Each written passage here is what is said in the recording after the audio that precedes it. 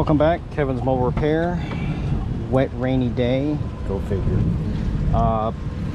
Sorry I don't have a very good visual on this one. This one's going to be a Chevy Cruze. I'll put the year in the notation. I don't remember what it is, but off the top of my head. Doing a window motor regulator assembly. I already had to put this back together because, look, you see, nice rain, and caught right in the middle of doing it, so I couldn't film it. Real simple breakdown. This little cover comes off. Comes out of the way. It's just a little rubber mat. Torx bit right there, I believe it's T15. This little panel right here will pop out too. Screwdriver or pick it out. T15 right there. This is held on just by trim clips all the way around. Pop this out of the way. Another same thing. Screwdriver, pop it up, move it out of the way. Go underneath of the panel from the bottom with a flathead screwdriver. Put it in there, pull it out, and then all the panels will just pull out towards you. Disconnect it.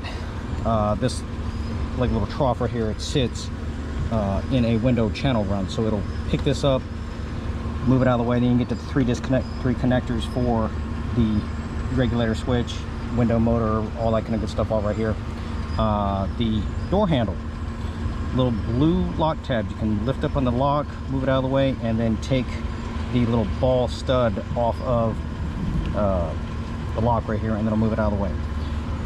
For the regulator itself, one big connector for the motor, two screws that hold clamp style for the window itself. If the window is regulator assembly is busted and you can't move it, you can get in there with a wrench or a ratchet and undo the 210s and then lift the whole glass assembly up, wedge it with like a screwdriver or tape it or whatever like that, just to hold it up out of the way. And you got 1, 2, 3, 4, 5 bolts on the regulator assembly.